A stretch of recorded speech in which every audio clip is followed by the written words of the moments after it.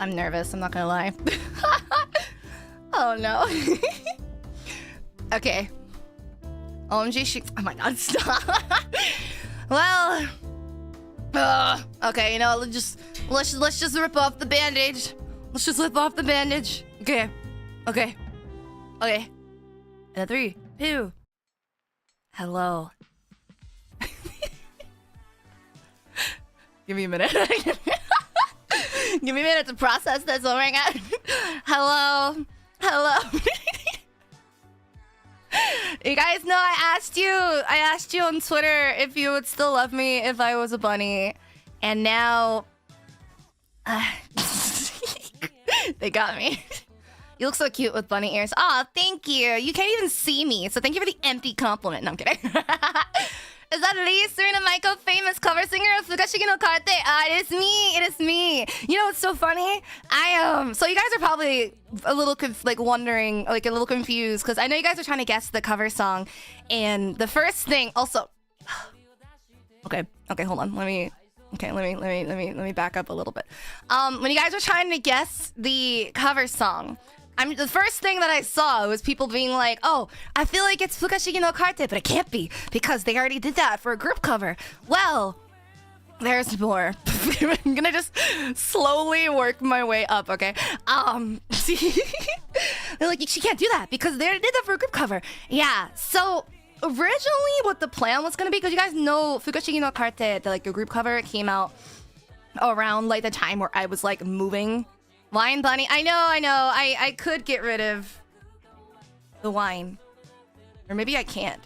Well, oh. That's not correct. Wait. Hold on. There we go.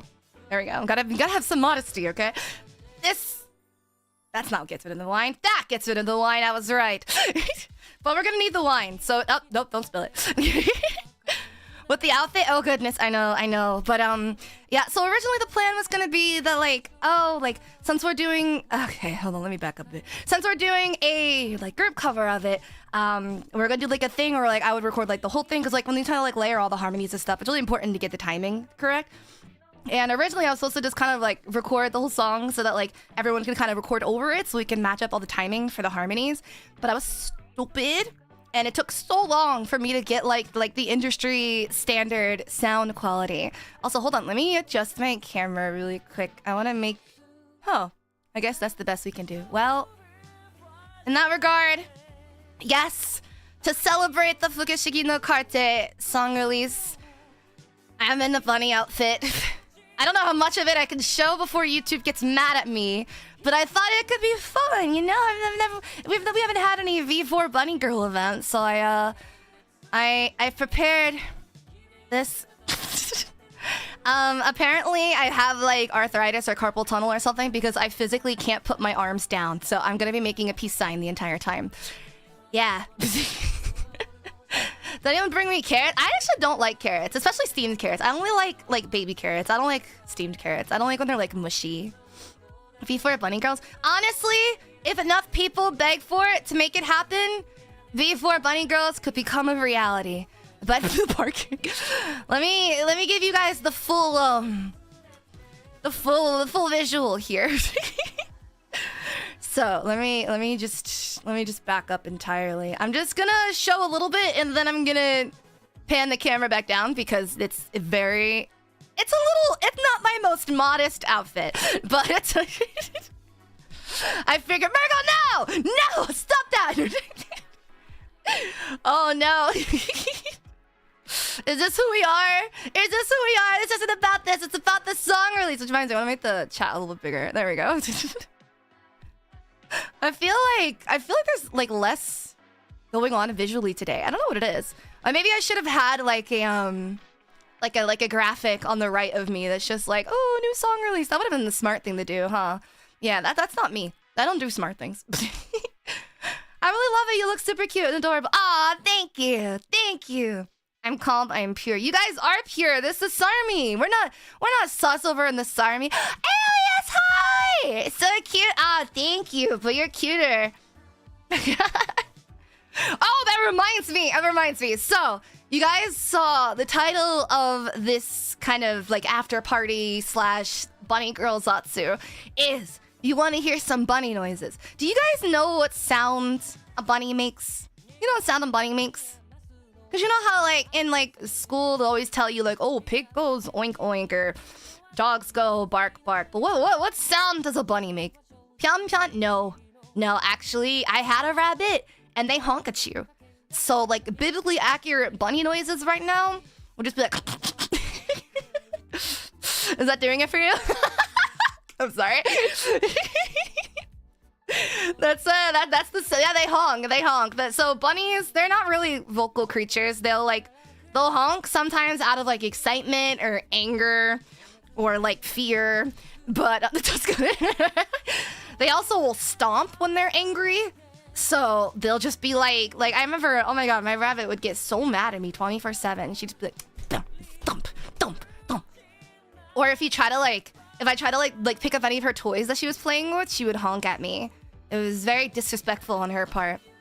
And now I have a chinchilla who also honks at me, but not as loud.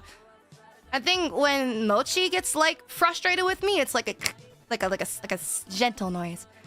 But bunny owner can confirm they make weird noises. They do make weird noises. They just like, I don't know, they make these like I just remember her honking at me. It's literally just like I'm just like, oh, okay, that's what we're doing? That's what we are? Wow, it's so cute of you. Okay, I'm gonna come a little bit closer anyway so I can take up more space. I know, I'm sorry, I'm doing you a disservice by not letting you see as much of the outfit. But you have my gorgeous face, is that not enough for you? Is that not enough for you? Oh, nope. I also had a chinchilla. I have a chinchilla right now. His name is Mochi, and my gosh, you know, I'm not gonna lie, he's a sweetheart. He's a nice boy. I've always had female pets growing up, so like, oh no, we had a family dog that was a boy, but all of my pets, because I had like a snake, and then I had a well, obviously my rabbit, those were both girls, and then Mochi, my chinchilla, is my first boy. He was gifted to me from my brother, so I'm a boy mom now, I know. Is she drinking? No, I'm not drinking. It just looks awkward if I'm not holding the glass. I told you, I have like arthritis or something because I can't move my hands out of this position. So I'm holding the glass and making a peace sign. I mean, I could do some sneaky little things to put my hands down, but that's too much work. But yes, this is the after party of my Fukashigi no Karte cover release. I hope you guys enjoyed it. It's obviously always so bittersweet listening to the Gen 1 and 2 cover that we did with Crystallis and Petalite, like at the beginning of this year? Yes, wait. Yeah, the beginning of this year. What am I thinking? Oh my god. The beginning of this year, 2024. I believe it was around, what, March when we released that? So it's always so nice and like bittersweet to watch that back, especially after like where we are now with the fact there's gonna be like 12 of us now. It's always so nice to kind of like look back and just like hearing the girls sing all together. I love hearing group covers. But like I said, I did record the whole song when I recorded my lines for that. And so obviously we didn't want to release it right after because that felt a little distasteful to release it so soon after the group cover. So we wanted to wait a couple of months. Marco, thank you so much for the 10. I love Serina Maiko. Please, bunny girl, stomp me. Oh my god. Okay, you know what? I can't stomp you, but I can like I can try to hit you. You see, this outfit's kind of stiff. I can't move around very well. It's a very tight dress, or very tight bodysuit, I gotta say. Down tremendously. But yeah, so I recorded the full song, and it was really funny. Like, actually, it was actually V-sensei's suggestion to do the bunny girl outfit for the solo version of the music video. So I was like, oh my god, that's such a good idea to do the bunny girl outfit. So the group cover is like all us like at this nice nostalgic, bittersweet, melancholic sunset. And then Sensei was like, oh, and then for your solo version, you could do the bunny girl outfit. And I was like, that'd be so cute. So here we are. Thank you, V-sensei. Thank you, V-sensei, for the views. Without you, let me stop. Without you here, my titties would never be here behind the mesh. Let me stop. That's not true. I feel like I could lean in the idea of a V4 bunny girl event someday. Someday. If I beg enough, maybe I can make it happen. Because honestly, I get you guys. I get you. I also want to see all those girlies in these cute, sexy little bunny outfits. I'm not gonna lie. I'm just as bad as you. I am just as down bad as you. But as in true song release after party fashion, obviously, we need to talk about the process of recording and mixing, and maybe I'll let you guys hear my raw vocal. I haven't listened to it in a while because, like I said, it was recorded months ago. And I don't know if I liked my raw vocal that much. This was also my first time recording in like a studio, so I was really nervous. I think you can kind of hear it a little bit when you're listening to the song. Like the beginning and the first verse is, I was so like shy to sing like in this studio with like other people like watching me. I was like so nervous. I was like, oh my god, I don't want to make them have to wait for too long for me to get the good takes. And then like in like the second half of the song, like you can really hear my confidence kind of take off. So I like that there's like that what's it called, that like progression throughout the song, that I just get more and more confident, a little more engaging. But yeah, that's what the recording was like. How are you? I'm good. How are you? I did a lot of audio tests trying to get my sound space up to industry standard when I did move, because it was a really inconvenient time to move, I'm not gonna lie. And yeah, eventually we ended up having to just get like go find a studio, because there was nothing I could do to make my sound space up to industry standard. Now, thankfully, I have this like giant like booth that looms over me while I sleep. It's really intimidating, actually. It's just this giant black rectangle, and every time I see it in the middle of the night, I'm just like, the voices. Okay, but let me see if I can find my raw vocals for Fugashigi no Karte. So, I don't know why I said it with that accent, but really quickly, let's put that aside. Those booths are scary, LMAO. They're a little intimidating. They get really hot, honestly. That's the scariest thing. That and the fact that the light in there is just never charged. Every time I charge it and I turn it on, it dies immediately. It's so annoying. All right, covers. Fugashigi no Karte. Okay. Okay, let's see. So this was mixed down final melody, was it? I want to hear the mixed down with the harmonies too, is the only thing.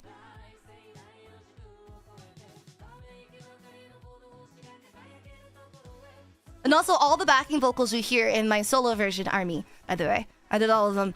Okay, alright, fine.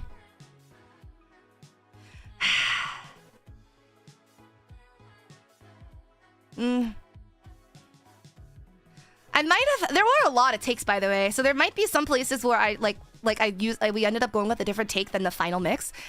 But a princess never goes back on her word, so here we go. Here it is, the raw vocal of Fugashigi no Karte. I'm so nervous for some reason. I feel like I can't remember if I'm actually allowed to play this or not, so this might get cut from the VOD. But you know what?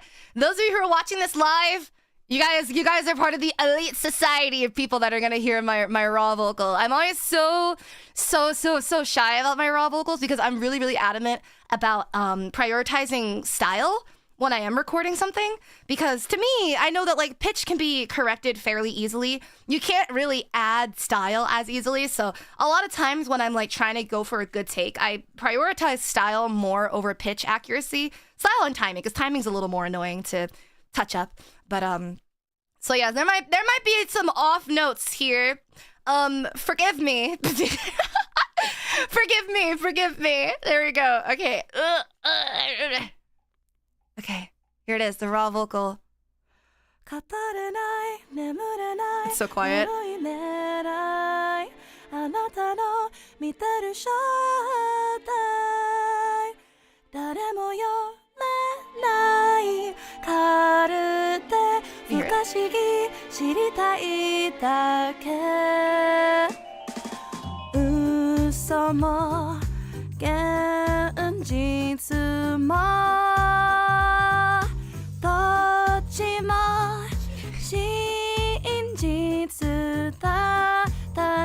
Here comes the harmonies. They sound so scary unmixed.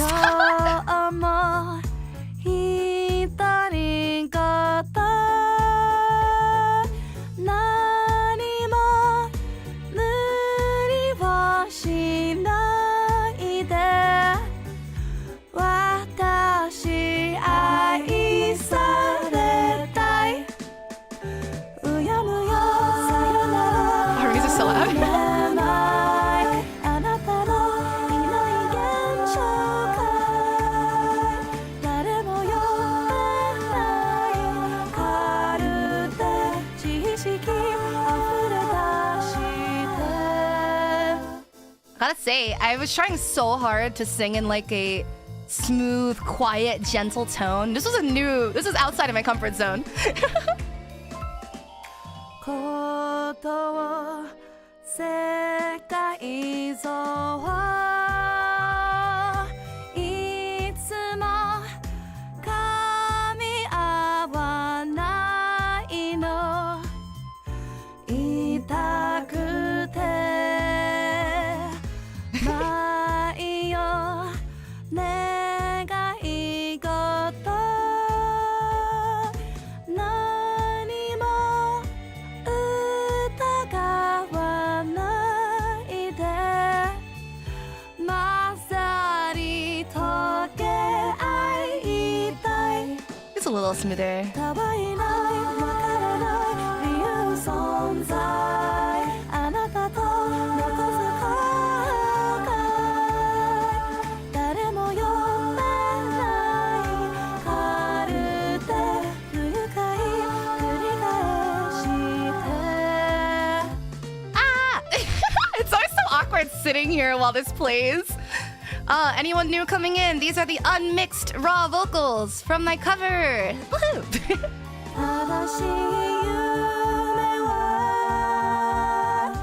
悲しい声は美しい疑わしい羨ましいね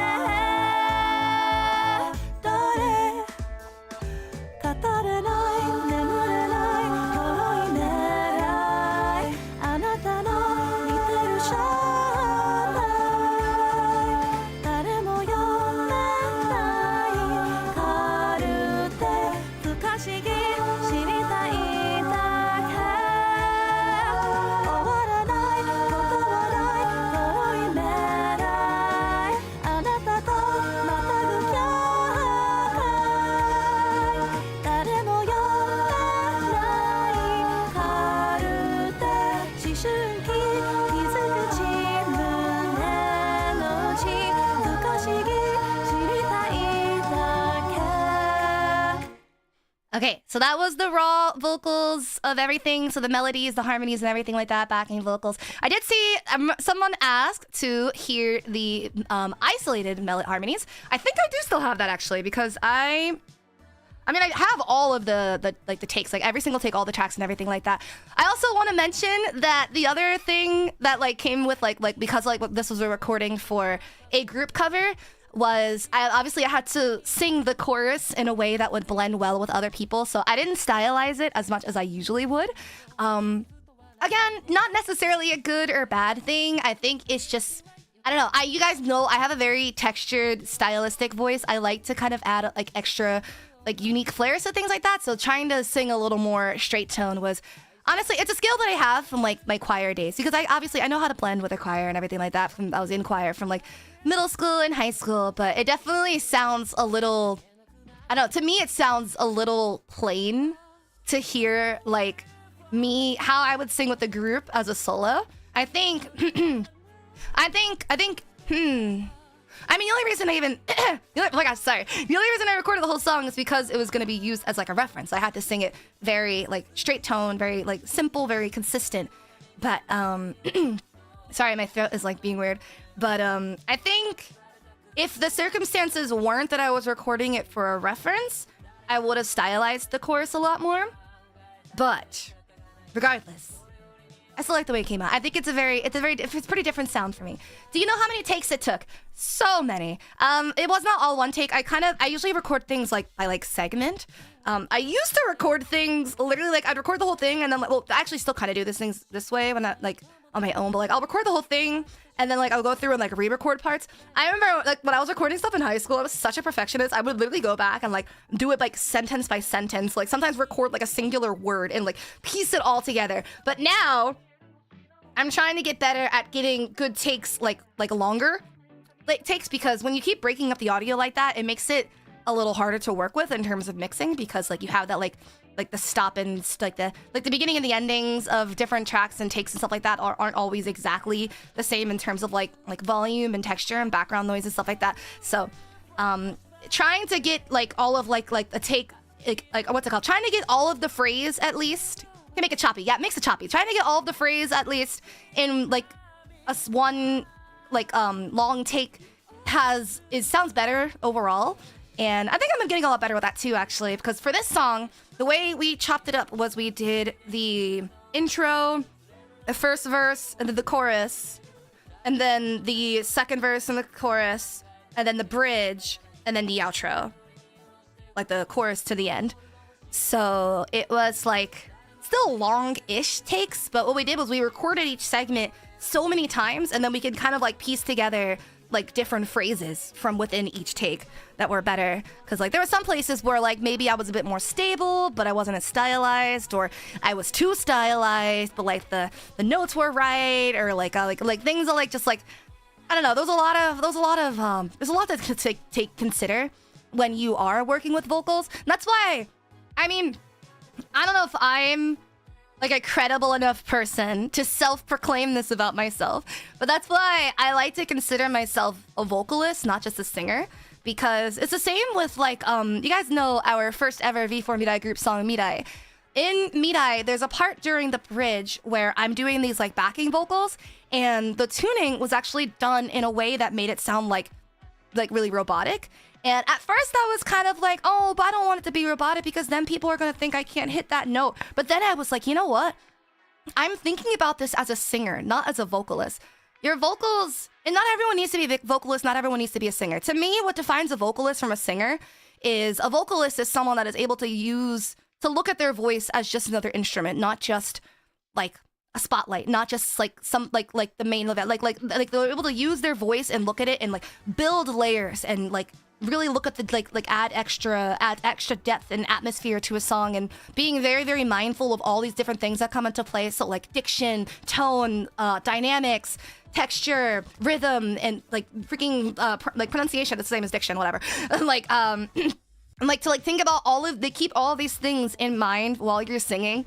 Like you still make a good singer, even if you are just like I just want to like sing with an accompaniment. I don't really care to do harmonies or backing vocals or anything like that.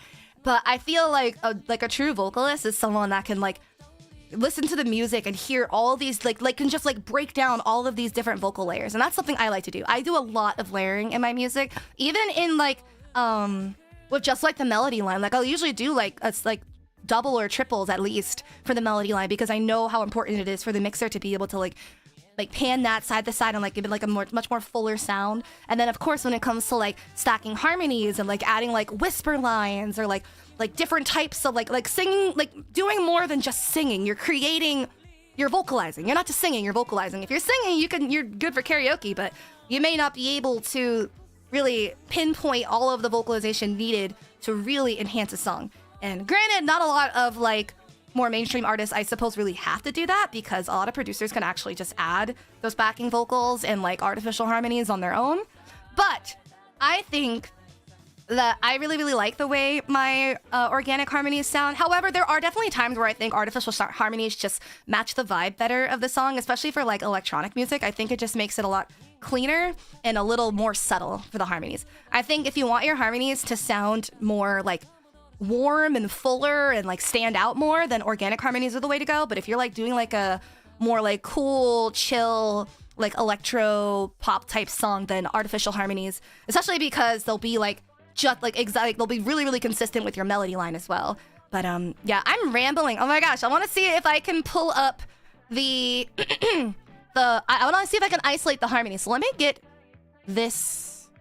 Let me get the Reaper file open. Okay, is this them? Click track. No, nope, wrong one. That was, oh my god, that was the group song you're singing. Don't worry, I would never leak anyone's raw vocals without their permission. That's just cruel. Okay. Oh my god, there's so many. Okay. So I'm gonna mute the, what is this? That's the BPM. Okay, then I'm gonna mute the melody line, and we're just gonna have the instrumental play. So I found it. Here we go. Here is the isolated harmonies from Fugashigi no Kaite. So, oh, a little too quick.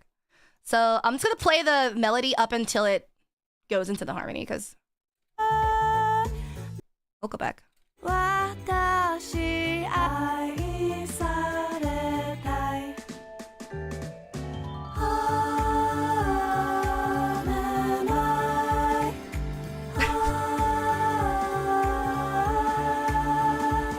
These are unmixed, by the way.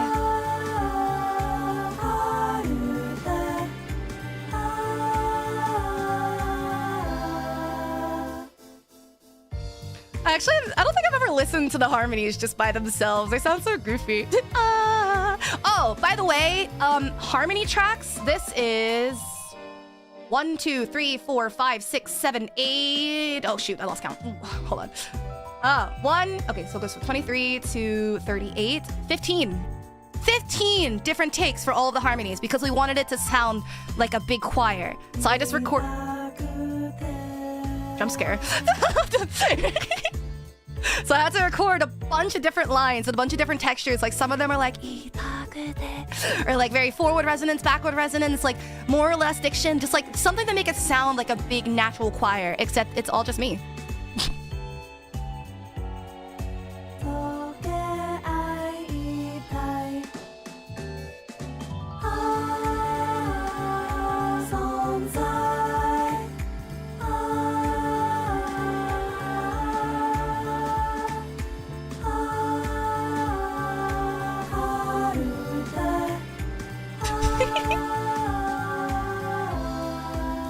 Sorry, it's just kind of goofy to be just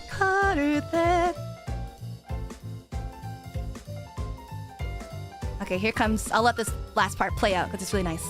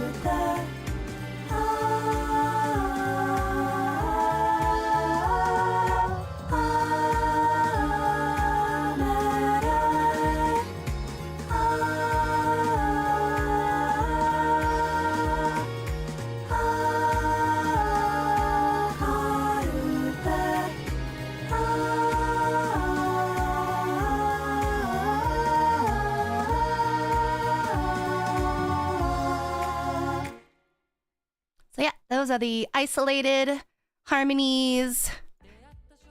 That scared me. It's just a man's voice all of a sudden. I was like, get away from me. Unhand me. How did you get here? No, that scared me so bad. I forgot my background music had a vocalist on it. I was like, oh my gosh. Okay, anyway. So yeah, I recorded about 15 different harmony tracks, and then for the melody, I think it was 4 takes for each segment, so that would have been like 16. So that would have been a total of like 31. Wait.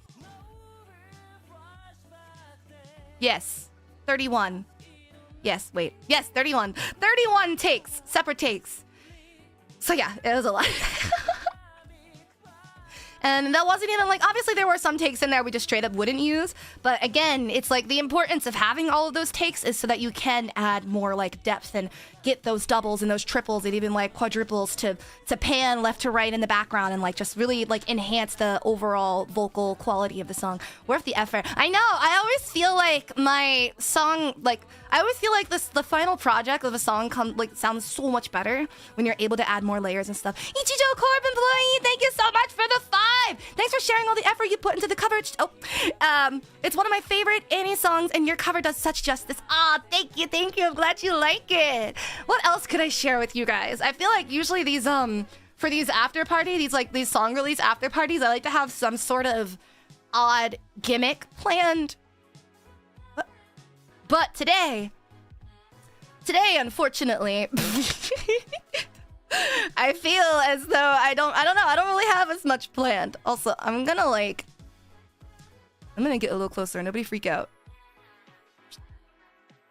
There we go. I'm also gonna... I'm gonna zoom the camera in a little bit too. I mean, don't worry about that, you know? Sorry, I opened a interdimensional portal.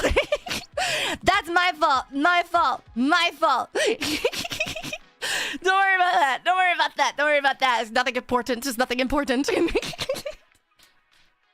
Honestly, I appreciate you sharing. Oh, thank you. Thank you. You know, I mean, it is something I really enjoy. And that's, again, like why I like to differentiate that I'm not just a singer. I'm also a vocalist. And like, and my version, no, don't worry about it. Any funny recordings? No. Again, because I was like in an actual like studio with like someone like recording me and like giving me direction. I didn't really like swear the way I usually do after I finish a recording. I didn't cry this time. This is my first time recording a song where I don't cry. You guys, round of applause for me. Who's proud? Who's proud? You guys, if you're new here, you probably don't know this, but for my more seasoned Sarmy, you guys know that whenever I'm recording a song, I have this issue because I'm such a perfectionist. No throw up. Yeah, I didn't throw up either. I don't always throw up. It was only like once or twice, but I always cry when I record because I get so frustrated that I can't get like the take that I want. Because in my head, I have the exact way I want it to sound, the exact inflection I want to go with, all the dynamics I want to apply, like how much diction I need to be like mindful of, and especially in other languages, trying to remember the lyrics and like have like making sure to stylize properly and all these different things. And like I don't know, I get so frustrated because I'm like trying to keep track of all these different things in my head to get like the perfect take that I want. But then I'm gonna back up a little bit more so you guys can't see my thighs anymore. Oh, sneaky little thigh peeking in.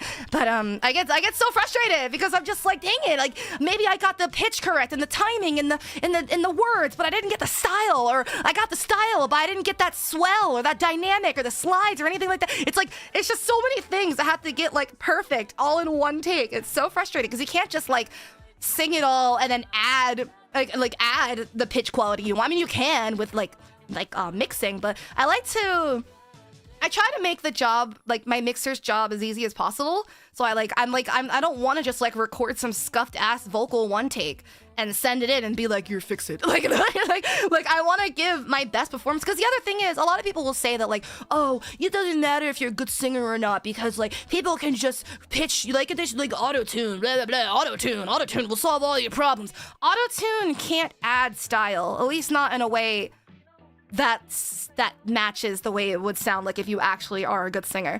And the other thing is, it's like having a bad vocal take but good mixing just gives you a mediocre product. Having a good vocal take and good mixing gives you an amazing product. So I want to get like good, I want to get a good take because even though I know that it can be fixed, I know it'll sound a lot cleaner and a lot better if it doesn't need to be adjusted as much.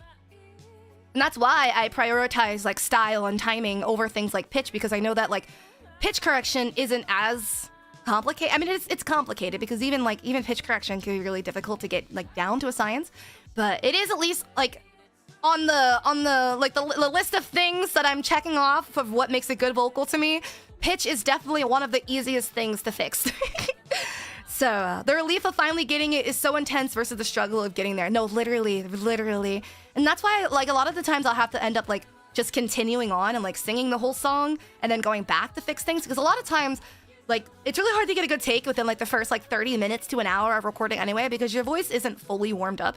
Because honestly, contrary to popular belief, it does take like 20-30 minutes for like your voice to actually warm up, and I'm lazy. So sometimes if I'm feeling extra motivated, I will pump out a 5-10 minute vocal warm-up. But for the most part, my warm-up is just recording and then actually recording after.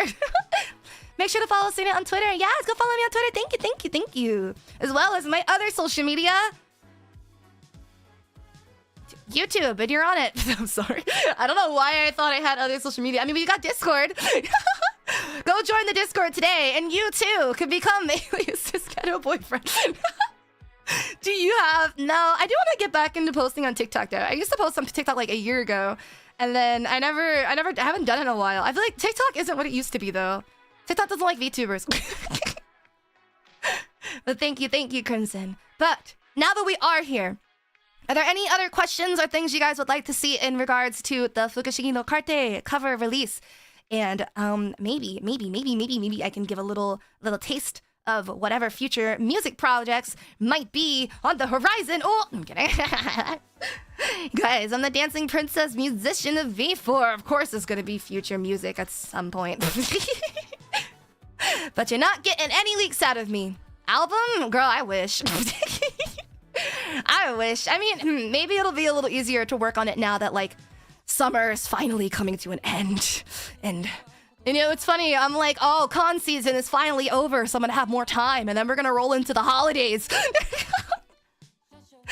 But no, yeah, you guys know it's on like one of my like long-term goals to release like a mini album or an EP of some sort one day.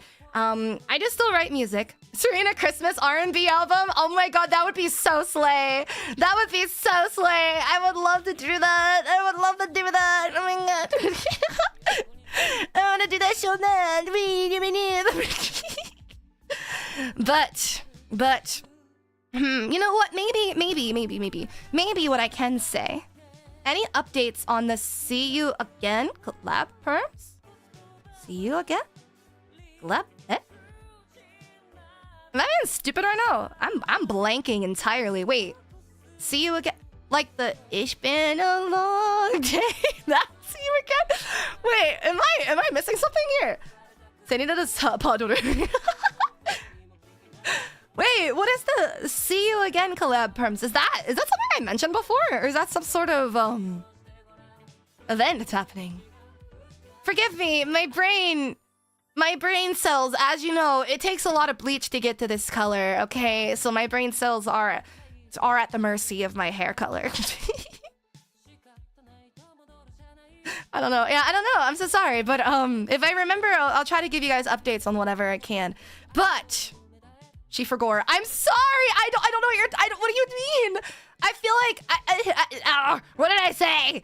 What did I say? Did I say something? I probably promised something. I can't remember. Oh no. I need to stop over-promising things and under-delivering. I can't help it. I just get excited and I'm like, yes, I want to do that. And then it never happens. Also loved the art. Oh, thank you. Yeah, I was really happy to get the to see the art back for this music video. It was also the motion. The motion was so pretty. On the Vance stream. Okay, so the Vance stream. Okay, I had a feeling it was about that, but I couldn't remember entirely. I was like, wait a minute. No update on that, but I will let you guys know if that situation changes. The art was... All right. Let's not get too sussy, okay? We are a wholesome army of Sarmi chinchillas. Remember your roots, you guys. We're PG something around here. PG-13.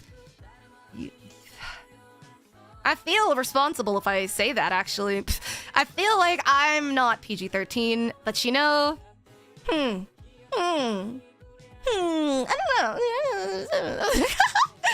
You guys can dictate that. PG-16? Yeah, that sounds a bit safer, honestly. Our roots are in arson and violence in Minecraft. What are you talking about? That's a good point. That's exactly how I raised you. I'm so proud. But yeah, I guess back to talking about like music projects and stuff. I guess the only other hint you'll get in terms of music projects is keep an eye out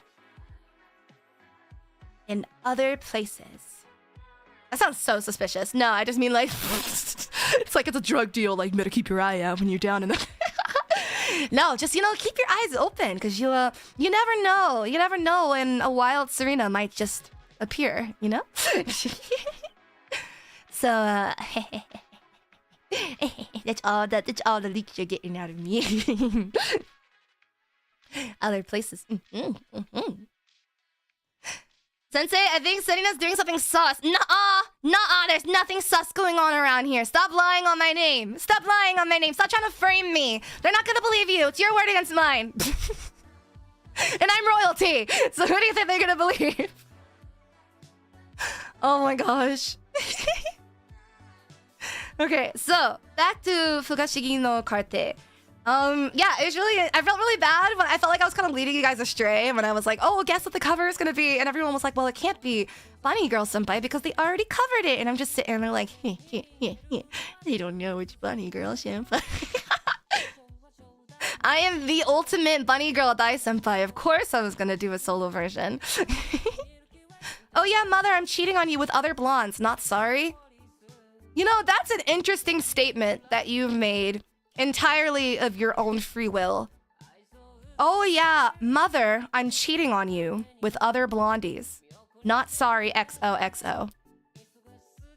I'm gonna let you sit with that. I'm gonna let you sit with that and assess that. As a matter of fact, I'm gonna pin it. I'm not gonna pin it.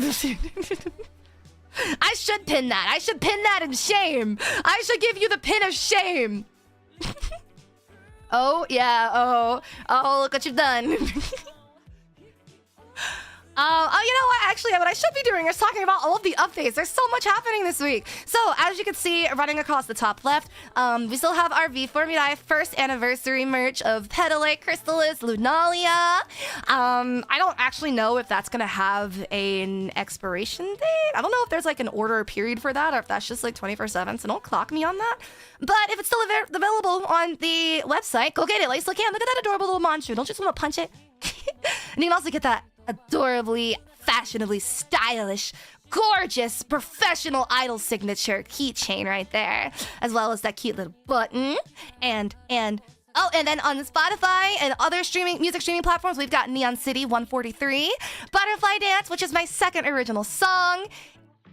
And that's pretty much it for the update square in the top left, but that's not for the updates I have for you. So, Gen 4.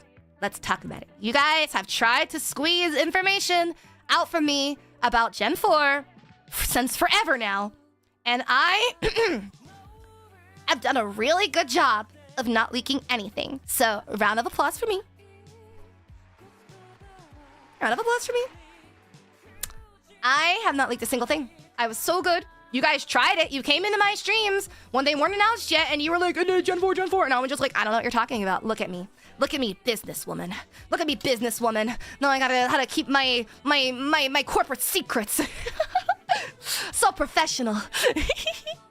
So amazing. So incredible. So professional 2.0. But also Nova and Alias merch. Yes, we've got Nova and Alias's birthday merch. Alias's birthday was literally yesterday, so go wish her a happy belated. And Nova's birthday merch, I believe the order period is still open, so you gotta go check it out. Get that flat emphasis, capital FLAT, flat mouse pad for you. SETI knife? I don't have a knife. This is a glass of wine I'm not sipping. It's all for the aesthetics, you know? I'm all about aesthetics. The wine is for the fashion. Not gonna talk about... Oh, member stream. I don't know what you're talking about. I didn't get there yet. But, okay, so tomorrow is ASMR. So, 2 weeks ago, you guys may remember, before I went on my week-long break, I had done Pillow Deer's ASMR lesson stream series, and she taught me all of these cool ways that I can make different sounds for ASMR, and her homework from that lesson was for me to have one ASMR stream. So, we can all say thank you, Pillow, for tomorrow's ASMR stream, which is waking up during surgery. I'm so excited. I'm so excited. I'm so excited. You guys have no idea. I've always been a little shy from doing ASMR just because I feel like it doesn't really like fit in with the rest of my content that well, especially because I have a really loud, fast, energetic, like loud, fast-paced, energetic, annoying, unpredictable, not very cutesy person that I felt like, I was like, I don't know, I feel like no one would want to listen to my ASMR. You've never done ASMR before? I have done ASMR before. I don't have an ASMR microphone, so it's gonna be a little budget, but you know, it's all about fun. I like to do the more chaotic ASMR streams, kind of like the way Rem does her ASMR, where she's got like a funny prompt. You guys know I did the coughing on you ASMR back when I was sick, and then I had the punching ASMR. I don't actually remember why I physically abused you, but I did. And now you're gonna wake up during surgery. I got my PhD online in a single month course. I know what I'm doing, okay?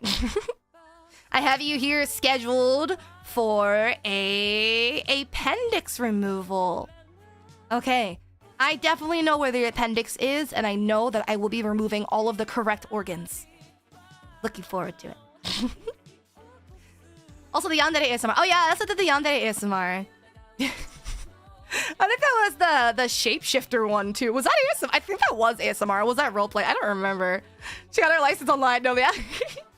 At least it ain't the Omega Alpha stream again. God, those were nightmare fuel. I'm sorry that education intimidates you so much, okay?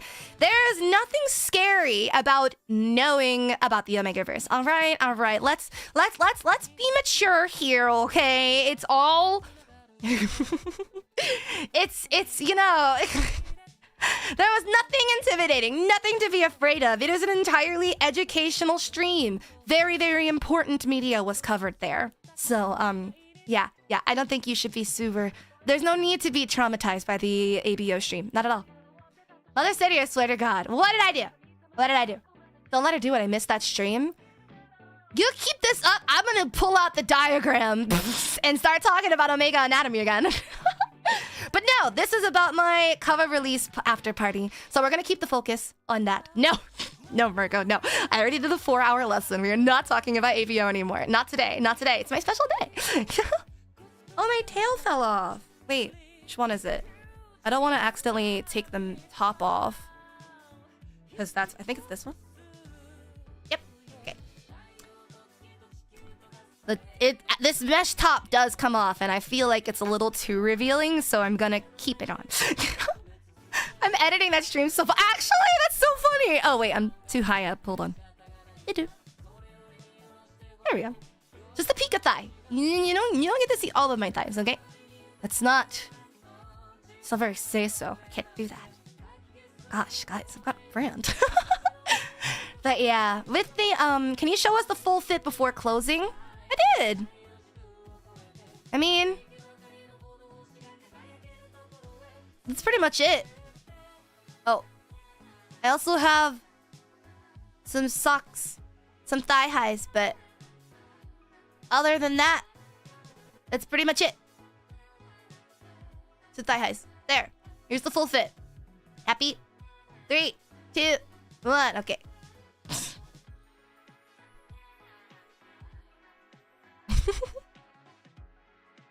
That is the full body. Don't worry about it. You're not gonna see my grippers. Not for free. Thigh squish. All right. You know what? Just for that. There you go. My new phone's good. No! I'm very say-so.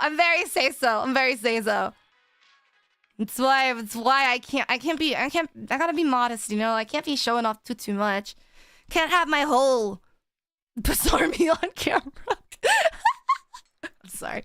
Let's get back to the agenda. So, back to talking about the freaking cover. Here, you guys will get a little more thigh now, because I'm feeling a bit generous. I mean, I don't know, there's not that much to really say. I didn't really have something planned. I mean, my plan for, like, today's quirky thing was I was gonna make bunny noises, but they just don't make that many noises. What do you guys want to see? Member stream tomorrow. Oh, yeah. Is it tomorrow? Did I get my schedule mixed up? I might have. Oopsie! Hold on, let me see. Wait. Yeah. So I wasn't able to... I don't know if you guys saw the community post, but my doctor rescheduled my appointment for today at the same time as the lockdown collab. I was very sad because I was looking forward to it. But, yeah, I'm very sad I didn't get to do that. But that was for today, as well as the cover release. And then tomorrow, we're going to be doing ASMR, 6 p.m. EDT. And then on Thursday, we're going to do a members-only hand cam where I attempt to style a natural hair doll. I don't know how it's going to go, but it's going. And then after that, we'll have the traditional Chrysalis giving birth stream, however, with a bit of a twist. Now, you may have noticed from my sonograms. Yeah, that's what those previews are. Actually, those are my really extremely high-tech sonograms. You may have noticed from my sonograms that a lot of my children, like 3 of my quadruplets have ears, animal ears. Not sure what recessive trait came through, but that's new. I'm also giving birth to a glitch, apparently. So that'll be a new experience. But yeah, I'll be giving birth, so don't miss it. And then for the 21st of September, I have a singing challenge. I will not be telling you guys the details of that just yet, but you can probably guess given the date. And yeah, that'll be fun. We haven't done a singing challenge in a while. I think the last singing challenge I remember doing was when I was playing Only Up, and every time I fell, the song got faster, and I was singing the Chica Chica to... What is the song? Chica Chica to Chica... I forgot what the title was, but it was like that one. And it just got faster and faster. So we're gonna be doing that. What's it, the Suika? Oh yeah, the Suika game one. I forgot about that. I literally wrote a Suika song. Suika game song for that. So that was the latest one. Thank you. Thank you for remembering for that for me, because I wasn't gonna. And then last but not least, we are going to end this joyous week of me back from my little vacation with V4Mirai's 4th generation Voltail's debuts. I'm so excited. Someone had asked me about what was it, watch-alongs? I'm gonna be honest, I'm not entirely sure. I don't know. I feel like I've been told the situation of everything. I feel like I've been told the game plan of how debut day is gonna go, but I don't quite remember it off the top of my head. So just know any information you need to know will be made. You will be made aware of when the time comes. Wow. But yeah, I'm really excited. I'm really happy. We're already at 4 generations now with V4 to have to be here over a year now of being with this company and seeing how many people we've grown, because we haven't just grown talent wise, we've also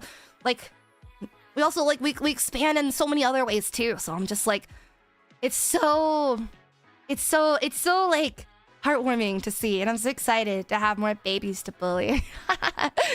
And I'm also so excited to give birth to my first melanated child. I know you guys are thinking it. I know you guys peeped that. In my sea of pale babies, my first melanated child in Gen 4. I'm so excited. You have no idea how happy it makes me to have another melanated member in V4. I was so excited the first time I met her. I was just like, oh my god. And then she started simping for me hella. I hope she's here. But yeah, I'm really excited for her. I hope you guys will treat her well. And like I said in Nova's tweet, if I see any of you guys giving shit to any of my kohai, and this isn't just for Gen 4, this is for all of my kohai, because don't forget who's the dom mommy of this freaking group, alright? Me. I'm the Dai Senpai. If you come at any of my kohai, Petalite, Lunalia, Voltail, you will catch these hands. And I could go into very explicit graphic detail of what I will do to you. But I'm not trying to catch a charge for threatening. So, not gonna. But just know, I'm a pretty messed up person. And I was bullied in high school and middle school. And you know, the way I coped with being bullied when I got into junior, senior year was my comebacks, diabolical. I could say some vile things, but I won't, because I'm a professional woman working under a corporation. But just know, bad things will happen to you if you come after my kohai. You may tease them, you may make friends with them, you may oshi them, but anybody says or does anything out of line, you won't have to worry about the mods, because they're gonna be the ones saving you. You'll be praying to the mods, actually. Ooh, I didn't threaten anybody. I just told you to be cautious. Just telling you to be cautious. We're teasing them a lot for being the tummy gen and the small gen. They are the small gen. They are so small. I don't know if their heights. I'm pretty sure their heights were in the animated preview that just got posted, but they are so small, and I'm just like, oh my god, I'm gonna squeeze you. I'm so excited to stand beside them and just look how itty bitty they are. You're so small. I'm just like, oh, Shigo, thank you so much for the 5. Serina really said if they go low, I go lower. I do. I will say, I like to think that I'm a better person now that I'm out of high school and I'm out of high school bullying and stuff like that, and I'm not dealing with high school girls anymore. But I'm not gonna lie, I was a I was a pretty evil person in high school. Granted, I was evil, but I kept to myself until people got in my business. Because there were these two girls. It was me and my friend, I'm gonna call her Aisha. Me and my friend Aisha were literally just minding our business. We had a lot of classes together, and so like we were getting along, just kind of like hanging out, and like because we had a lot of similar interests. We were both into K-pop and stuff like that. And there were these two other girls in our political science class, and they tried so hard to bully us. Because I talked about this a little bit on Ilias's birthday stream, but the way that I was bullied growing up wasn't necessarily like super obvious like standard bullying. I mean, I definitely had people like directly try to insult me, but I was just kind of like, eh. Like it just kind of went in one ear out the other. And a lot of times when they did try to directly insult me is because like, I don't know, like you know, you can tell that someone's like, I feel like insults, I don't know, I feel like insults only really hit for me if it's something I actually care about. Like I remember I got in an argument with this guy because he was talking about how, sorry, this might be a little bit of a heavy topic, but he was talking about how one of his guy friends confessed that he had feelings for him, and then he asked him out, and like his other friend, oh wait, no, this was the topic was like one of the guys, so there's two guys that were in front of me in the hallway. I remember there were these two guys, and one of the guy was like, oh my god, like one of my guy friends just like told me he likes me, blah blah blah, like he came out and told me he liked me. And then the other guy, I'm gonna call him Cash. I don't know. Cash was like, oh my god, if any of my guy friends ever came out to me, I would beat them up. And so I said, you sound like an idiot. And I called him out. And I was just like, well, that's really violent and homophobic. And I'm sure none of your friends would ever like you if you ever said that to them. And you don't deserve to be friends. And no one would like you romantically either way, man or woman. And he got mad. And he was like, oh, Serena, you're so ugly. And I was like, it's not gonna work because I'm not. Let me stop. But also, like, you're the same guy that asked me out last year, so try again. Try again. I'll give you a second try. And then the entire, like, for the rest of that year, because he was also in my political science class. For the rest of that year, he was always just like, oh my god, Serena's so ugly. And I'm just like, okay. Okay. Okay. And you have... Let me stop. No, the evil side of me almost came out again. Oh my god, high school Serena was a devious person. I could not let her come back. I was literally gonna say the same guy that called me ugly because I called him out for being violently homophobic. I remember because I was staying after school, and like there's like this like large entrance to my old high school, and I was staying after school, and I just remember.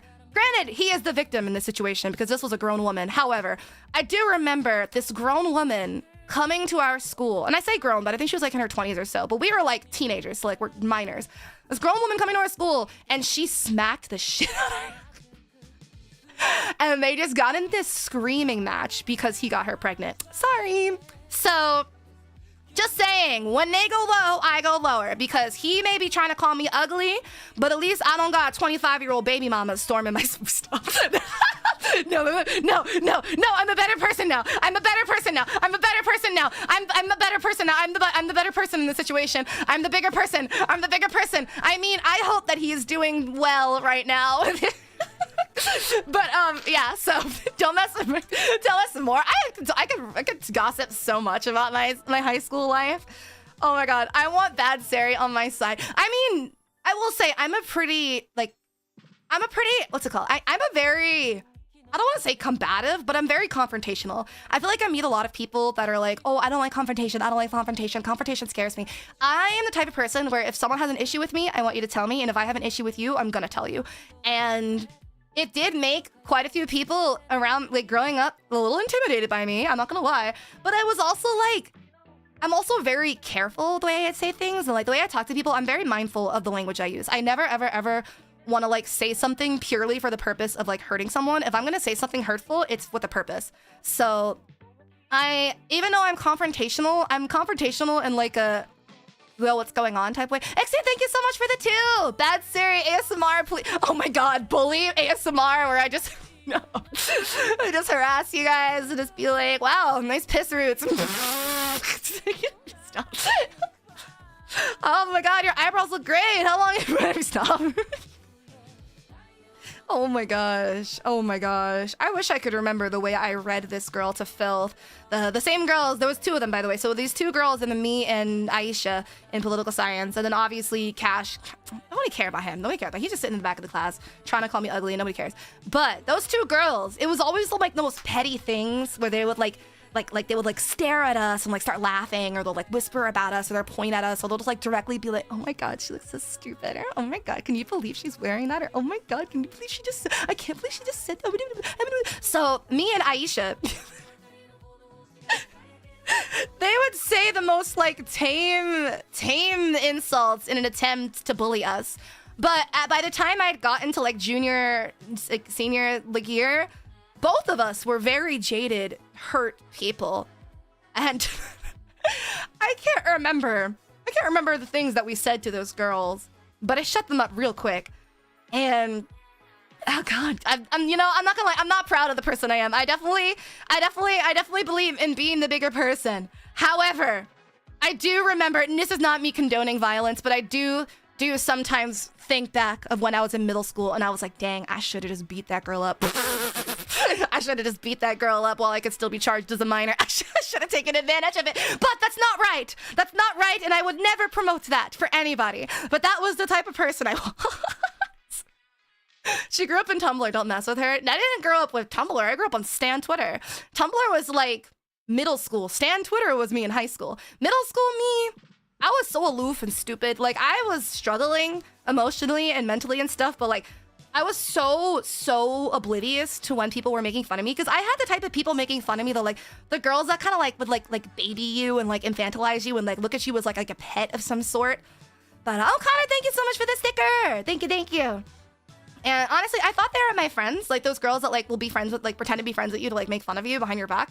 I genuinely thought they were my friends, so I didn't realize I was getting bullied until like high school.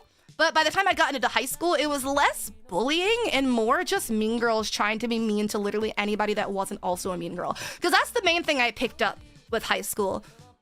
Popular, I'm not gonna call them popular because I was popular. Everybody in school knew me. I was in every club. Like, it's not about being popular, it's about being mean. Like, just because everyone knows you doesn't make you popular. I was in like every friend circle. I was in like every community. I was hanging with all different types of people. Like, I was really well known. But the mean people in school that people kind of like categorize as like, oh, the popular girls, the mean girls.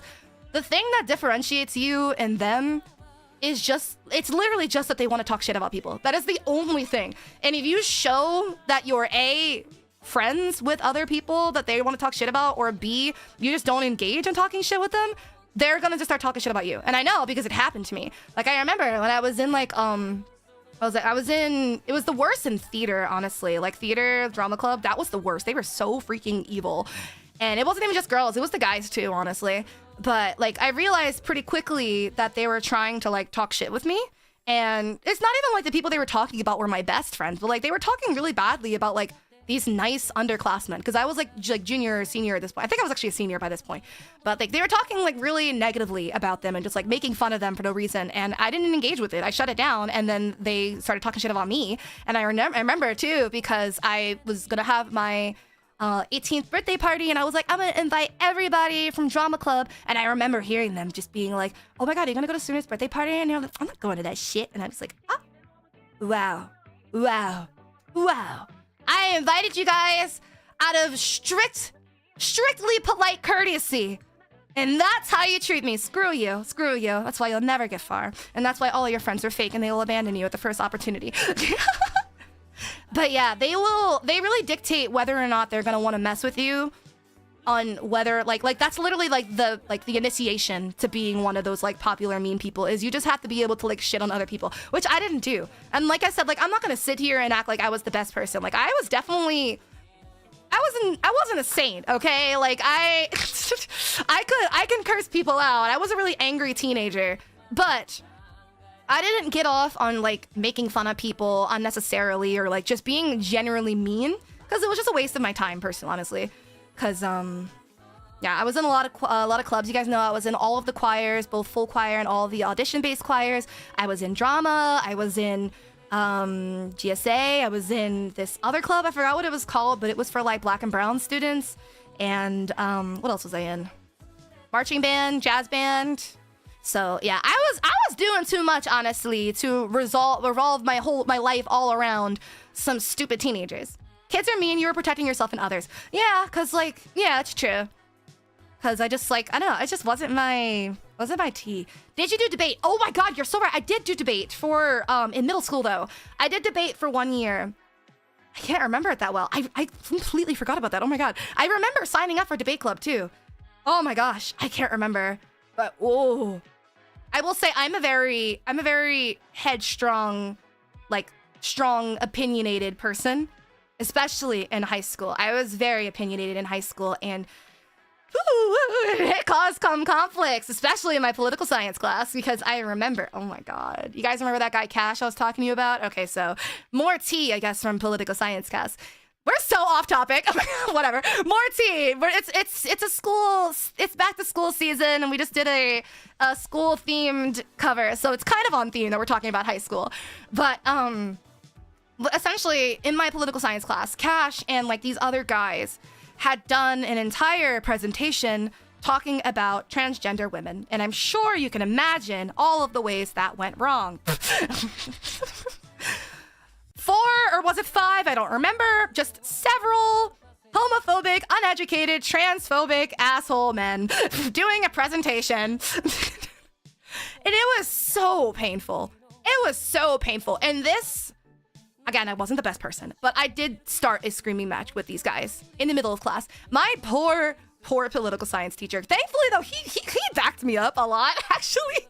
My political science teacher, I think he also was, like, hoping someone would put them in their place. Because, you know, when you're a teacher, you can't really impose too much of your own, like, personal, subjective, I think, opinion. Is it objective or subjective? That's, like, more, like, based on, like, your personal opinions rather than, like, quote-unquote factual information. Although I will say that me saying it was homophobic and transphobic and insensitive is a fact. I don't even think that's like an opinion thing. They were just super uneducated and was so stupid and like just so insensitive and oh my gosh, I wish I could like describe it in detail, but I honestly don't remember so much of my. I don't remember like the event that much. I just remember just sitting there, and you know how like they turn the lights off and everything like that, and they're like doing their presentation. They look so stupid, reading off their slideshow of literal paragraphs. Like they just printed a script on their presentation. And if you know anything about presenting with slideshows in school, you know that you're not supposed to just put a shit ton of words on the slide and then read off the slide. It's stupid. I'm kidding. It's not stupid. I did that,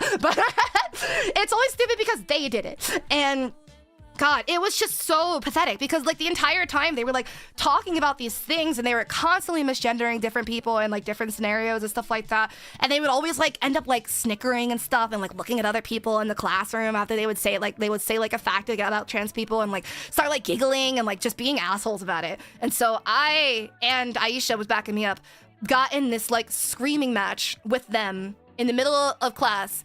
And eventually my teacher did shut it down because he was like, okay, that's enough. Like, just get over it. I don't remember what their grade was. I don't actually know if we ever found out what their grade was. But it was just, I don't know. It was just the most absurd thing. Like, definitely not the worst thing I've seen in high school because, you know, it's high school.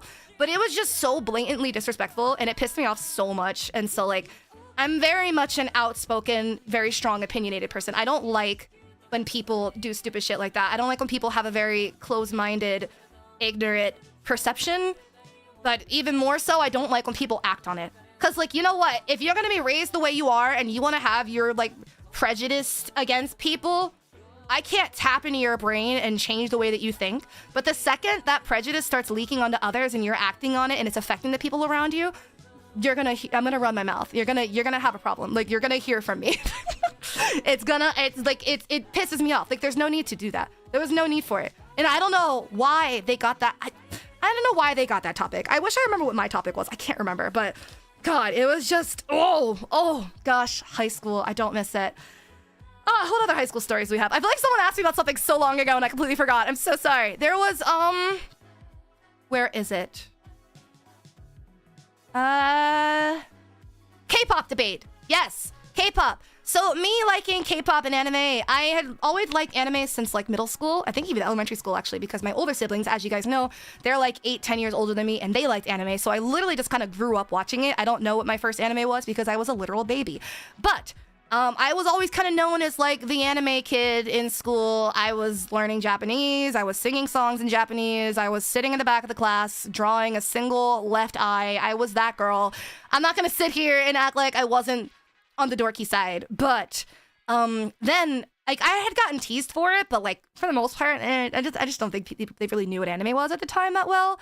They were just kind of like, oh, you're a bit of a dork, whatever. But then once I got into high school, like right into high school, like freshman year, I had met this other girl named Missy. We'll call her Missy. And she actually introduced me to K-pop, and I got really, really into it. She introduced me to BTS, and they were my first and like ultimate group ever. To this day, they are still my favorite group. I've seen them in concert twice.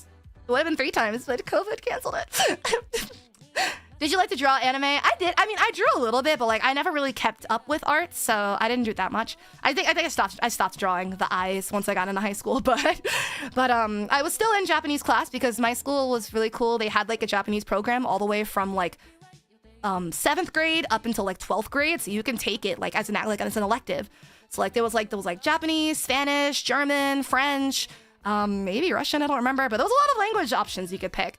And I had done Japanese all every year. So I was in Japanese class. Thankfully, because like it was a class, it was actually a lot of other people, like quite a lot of other people that did take freshman and sophomore Japanese. Junior and senior year, they kind of tapered off into other languages. I remember the junior year of Japanese class only had 4 students when Genesis was senior. The senior year of Japanese class only had 4 students when Genesis was a senior. So that was interesting. But yeah, I got made fun of because I would do K-pop dances in the hallways. That's on me. I'm not even gonna lie. It was like 7 in the morning and I'm over here doing my little War of Hormones spin. I'm not gonna lie. Like, it makes sense that they recorded me and put me on the school Snapchat and laughed about it. Like, I was just kind of like, well, you live and you learn. But that doesn't mean that I regret it. I just, I had a lot of fun in high school. I think K-pop and anime and like being able to connect with all these people and having all these different interests and clubs and like different ways that I was getting involved and like entertained and active and like getting like stuff like that. I think that was the highlight of school for me. I think the worst part of school for me was just the people. I mean, I have a couple of friends, like a very, very small handful of friends that I even still talk to this day. But even then it was like, I never really got super, super close with anybody because I just knew so many people and was like bouncing from like friend group to friend group for like so many different things with like jazz band and marching band and everything like that.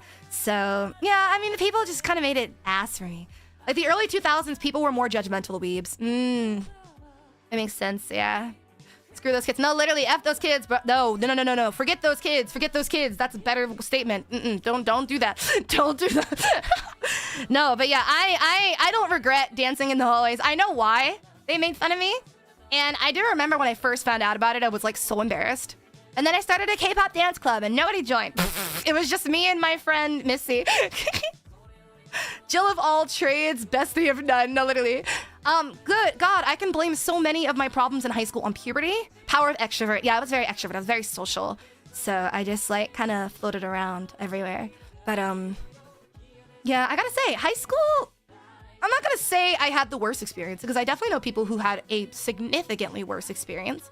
However, I do have some crazy stories because, it's American high school and like what years was that have been? Like, I'm gonna give a general time frame. Actually, nah, I'm not gonna. I'm not giving you that. No, I'm not doing that. I was the introvert that was somehow also popular because everyone knew my name and I couldn't remember. 2010s forward. Yeah, we'll call it 2010s and forward. High school was thankfully pretty all right for me aside from typical teenage emotions. Yeah. I think because I had a lot of older siblings too. I mean, granted, by the time I got into high school, my 2 oldest siblings weren't home anymore. So, and I only had 2 years with Genesis before they graduated. So it was like, I don't know how much my older siblings contributed to my high school life that much. But I think honestly what got me through high school was just how busy I was. Because granted, my grades were not good. I wasn't going to class. I wasn't doing my homework, but I tested well. I was that stereotypically neurodivergent student that always got the, you know, if she just applied herself, she would be such a good student. I was just like, that's not gonna happen, Miss Betty. Funny enough, I was also popular despite being an introvert. Apparently it's because I never started problems, so that gave everyone a good impression of me. Ooh, that's a good point. I think, yeah, I was just popular because I was just well known by everybody. And like I said, like I didn't talk shit about anyone, but I also didn't go out of my way to, like you said, like I never started any problems with anybody either. So like I didn't have any bad blood with anyone. I had people like that whole, like when I say like, oh, they talked bad about me, like that was just because I was on the lower end of the pecking order, I guess. The high school hierarchy, since I was the anime K-pop nerdy kid, doesn't change the fact that I was getting all these lead roles, getting into all these audition-based choirs, and my name and face was everywhere in all these performances. So they couldn't avoid me. They had to like me. Middle school and high school are like the most important time for a child to experience being around other kids. That is true. That is true. Look at her now, an idol. Screw those teachers. Oh my gosh. But shit, I was gonna say something, but I forgot. Yeah, high school. I think, yeah, I was just busy, kept to myself. The only reason I even, not that I'm encouraging or promoting this, the only reason I graduated is because everything went online. So I could Google. Thank you, Google, for helping me graduate. Got all of my assignments, all of my overdue assignments in. I was just messaging all of my friends, like in all of my classes, just like, hey, you still have this homework assignment from like 8 months ago? Can I copy the answers so I can get like partial credit? I worked for it in this last few months. Oh, but I can promote it. Everyone cheated. No. No one promote it. I got a reputation for being able to rap, martial arts, and good grades, mostly positive Asian stereotypes plus rapping, LOL. Honestly, take it. Take what you can get. Me during my sister's test during CO. But no, yeah, I don't encourage cheating, you guys. Education is very important. You can get through it. You can do it. You don't need to cheat. But it is hard, and know that nine times out of, I guess my advice for people struggling in school, just don't blame yourself so much. And I know that sounds like the opposite of what you usually hear, because a lot of times when people are struggling in school, they always say like, oh, you need to just apply yourself. Like, you're not working hard enough. You need to just work harder. You need to just do this and do that. Or like, you need to just do it. And like, at least what would happen with me, especially because I did have like really severe ADHD, was like, I would struggle so much with finding the drive to get it done as well the time, because I was at school from like 6 a.m. to like 9 p.m. every day from all these clubs and stuff I was doing. And you can make the argument of, well, Serena, you shouldn't have been in all those clubs. And I'm gonna tell you, I don't care. I cared more about my experience, like gaining experience in the field I wanted to go into, which was entertainment, than academic smarts, which maybe wasn't the most it probably wasn't the best ratio, but I was at my clubs, okay? But yeah, not just like time-wise, but also just like general motivation was really hard for me to get stuff done, because like I would get stuck in this loop of, I need to just get it done. I'm so useless because I'm not getting it done. Why can't I get it done? I'm not gonna do it. I'm so useless because I'm not doing it. Like, and then like just going back and forth between like being stressed out because you need to get it done, and so you're like, you want to work on it, and then you freeze up because you're stressed out about it, and then you don't do it, and then you get depressed and not working on it, and then you fall behind. And it is so nearly impossible to catch up again. It is so, no one talks about, I mean, actually, no, people talk about how overwhelming school is so much. It's even worse in other countries as well, in terms of how strict like the education system is, and like how unaccommodating it is for children, because, you know, like, there's a lot of kids that are in a school at any given time, like private or public, doesn't matter. Like, it's still multiple kids that have to try to follow and fit into this like cookie cutter method of learning, and it doesn't work for everybody. And if it doesn't work for you, then you fail. Like, that's just how it works. Like, if you can't do it, if you need accommodations, sometimes they'll care enough to give that to you. But for the most part, if you can't keep up, they'll leave you behind. And that's why school is such like a touchy subject for me, because like, I know I'm not a good student, and it's not necessarily something that I'm like, oh, school is shitty, guys. Stay in drugs, don't go to school type thing. Blah, blah. It's not even like I'm trying to be like some delinquent or anything like that. I just genuinely have such a negative, like, I just had such a negative experience with school in the way that it was, even with or without accommodations for my ADHD, that I don't know, I just hate it. I hate it so much. I just feel so like it's not for me. And it did spiral into like a general insecurity that I just kind of feel dumb. sometimes. Like, I feel really stupid because I had a lot of my friends were like in honors and AP classes and like above the average like student, I guess, grading and stuff like that. I don't know. I guess because I was in a lot of like nerdy clubs too, because I wasn't just cast for drama. I was also crew as well. So I was in these other like I wasn't always in like performative clubs because I also wanted to learn like more like behind the scenes things and just generally get involved wherever I can. So I had a lot of friends that were very, very, very educated, were very good students and very like on top of everything. And it always made me feel so stupid and like self-conscious and like, I don't know. I wish I could be one of those people that you could just like bring up a random topic and they'll be able to just recite in like a random Spark Notes summary explanation all entirely about it. Like, I wish I could just have random facts bouncing around in my head, but I unfortunately am just not very book smart. And that's okay. I mean, I've definitely would love, like, I would honestly, I mean, here, I'm V4 Magic Academy, but I like education. I like learning. I just don't like the educational system. I like learning new things just kind of like in a way that works for me. And a lot of the ways that work for me aren't necessarily the core classes, because math was actually my favorite subject growing up, and then it got hard and no one would help me and I fell behind, and then I started hating it because it only ever got more difficult. I think I talked about this before. I don't remember if I talked about this before in a stream or if I just talked about this with my siblings, but I really, really liked math because, first of all, it was always the same. It never changed. And math is the type of thing where you learn the bare minimum and then you learn a step up and then you learn how to and then you learn a step up from that, a step up from that. But the next step up always made sense to me because I could break it down into what I already understood. Like, I can take a complex math problem and break it down into like simple addition or whatever. But once I stopped being able to do that is when I really started to hate math, because they would tell me, this is the equation to find this value. And I would be like, okay, but why? And they're just like, that's what the equation is. And I'm just like, I can't break it down in its simplest form and understand it from its simplest form. So like, how is it supposed to stick with me? How am I supposed to, like, I can't process this. It's not right. It doesn't make sense. Calc be like, no, for real. And my friends actually said if I had made it to Calc, I would have really liked it. I don't even think I made it to like, I think the highest I made it was like geometry or something. Maybe no, I definitely got to algebra. But yeah, I don't know. I mean, Calc was one of the higher math classes, so I just didn't get to it. But yeah, that's what really kind of turned me off from math. History, I just am not good with reading. As you guys know, my attention span is really, really small. Very, very short. So obviously trying to keep up with history was difficult in and of itself. I like history videos though. That's why I really liked when me and Abby used to do that like Crystallis Case Cracked series. And we would just like talk about like some topics, and like I love like a good discussion stream. Like even the Omegaverse stream, that was a 4-hour stream, like educational stream, like learning something new for you guys. Like it's fun to talk about something that you know a lot about, and I like knowing a lot about things. It's just hard getting there. But yeah, that's why I didn't like history. I also didn't like how maybe she's a yapper. I learned. I really am. But the other thing that turned me off in history was just how obvious the like narrator bias was with like history textbooks and stuff like that, and like history teachers. Because I will say, through all of high school, every history teacher I had, and not that there's a problem with this, but every history teacher I had was a white man.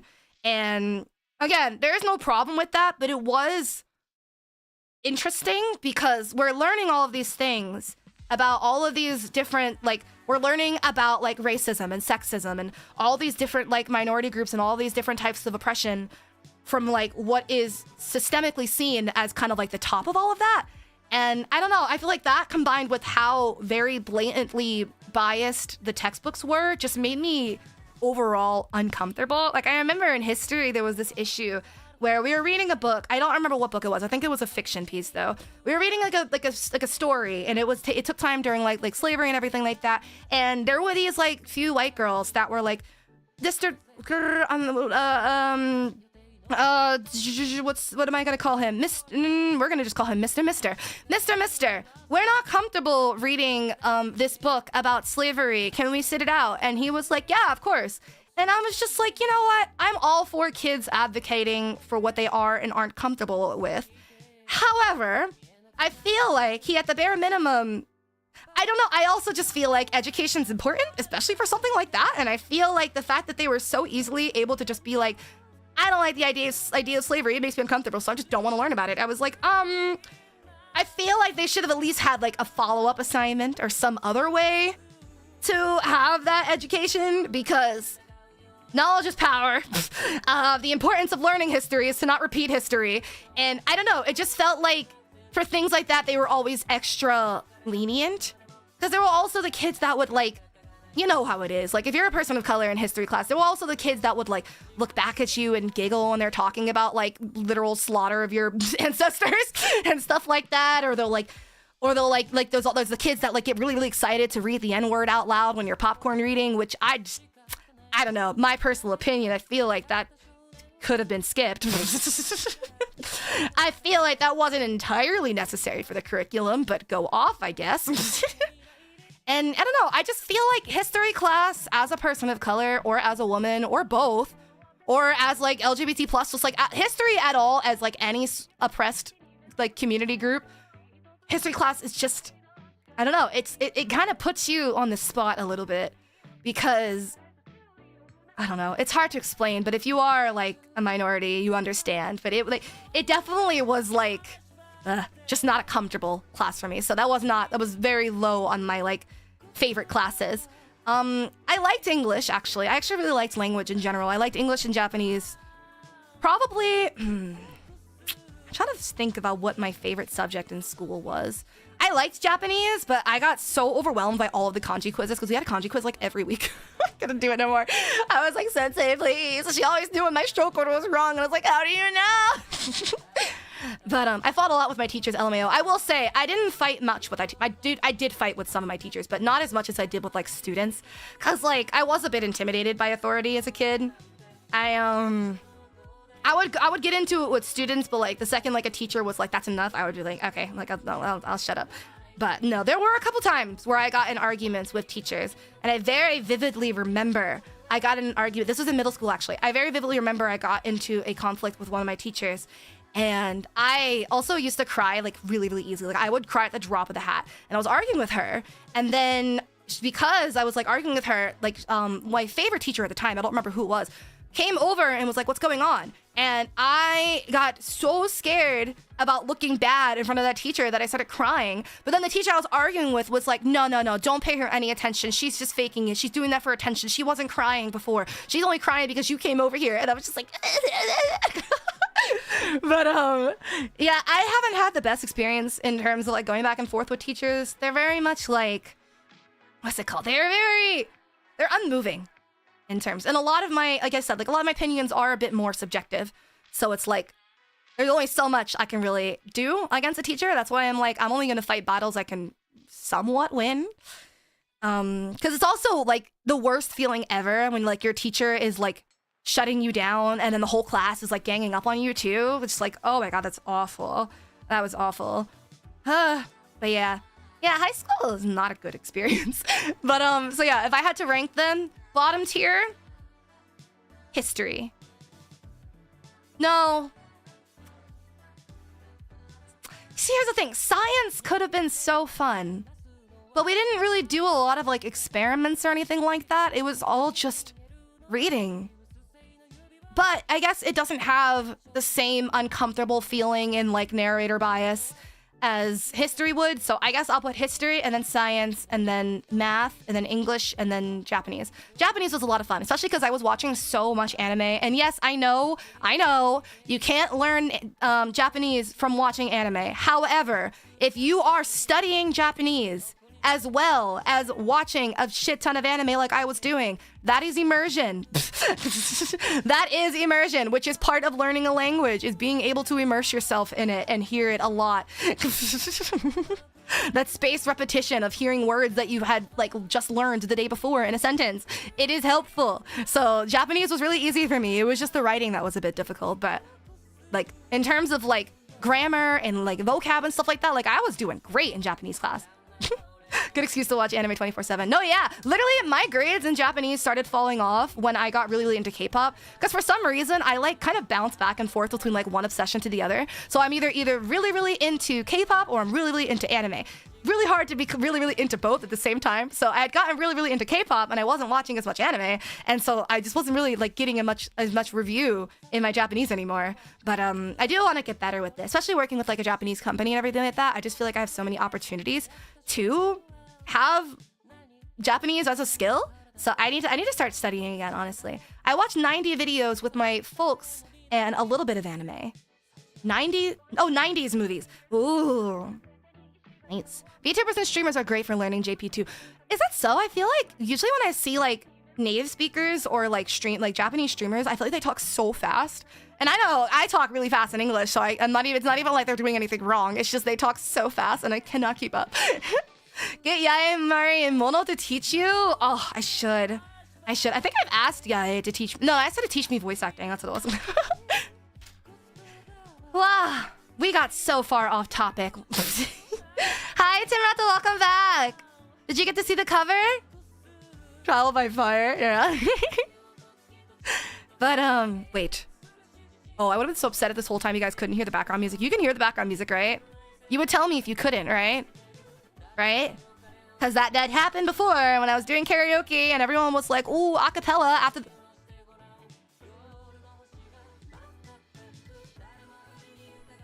I'm so sad. I'm so sad.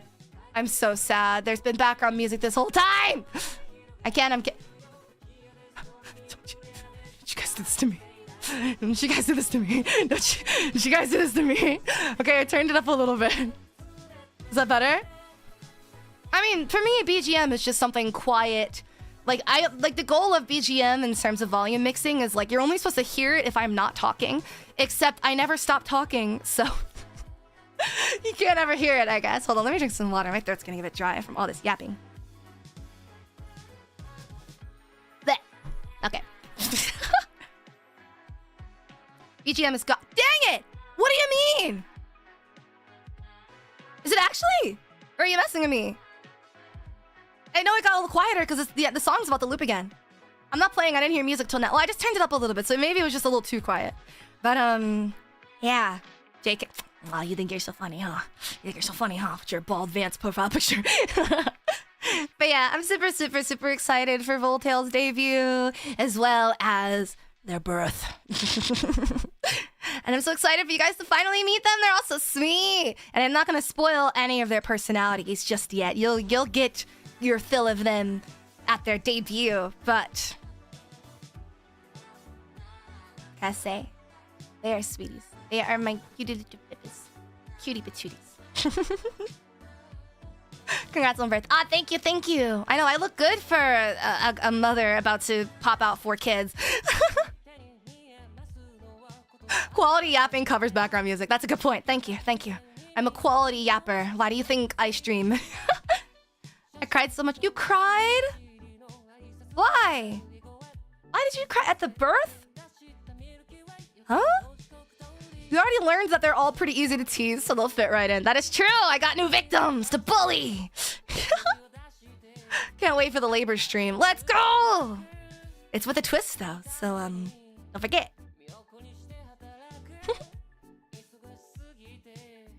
Love Pomapan so much. Pomapan is so fun. She's so energetic. I love her. I don't actually know the girls' MBTIs. I think I asked them before, but I completely forgot. I'm pretty sure Poma is an extrovert, though. I'm self-classifying her as an extrovert, which means we got another extrovert in the group! If any of you guys don't know, so far, the only extroverts have been me and Alias.